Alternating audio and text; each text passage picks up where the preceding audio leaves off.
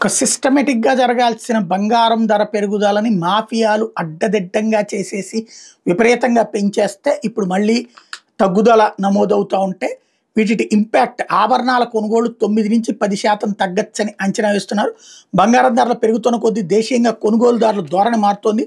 ఆభరణాలకు బదులు మేలిమి బంగారం, బిస్కెట్లు, నాణేల కొనుగోలు చేయడం మీద దృష్టి సారిస్తున్న వారి సంఖ్య పెరుగుతోంది. అవసరం ఉన్న వాళ్ళ వరకే ఆభరణాలు కొంటున్నారు. పెట్టుబడుల రీత్యా బంగారం కొనుగోలు చేద్దాం అనుకునే వాళ్ళు నాణేలు, బిస్కెట్లకే మొగ్గు చూపుతున్నారని రేటింగ్ సంస్థ ఇక్రా తెలిపింది. అంతర్జాతీయ పరిస్థితుల్లో భారీ మార్పులు వస్తే మినహా పసిడి ధరలు కూడా ప్రస్తుత స్థాయిలోనే స్థిరపడే అవకాశం ఉందని అంచనా వేసింది ఈ నివేదిక. ప్రస్తుత ఆర్థిక సంవత్సరంలో దేశీయంగా పసిడి ఆభరణాల కొనుగోళ్లు 24-25తో పోలిస్తే 9-10% తగ్గే అవకాశం ఉంది. పసిడి ధరలు 33% పెరగడమే ఇందుకు కారణం. ఇదే కారణం వల్ల 23-24తో పోలిస్తే 24-25లోని పసిడి ఆభరణాల గిరాకీ 7% తగ్గింది.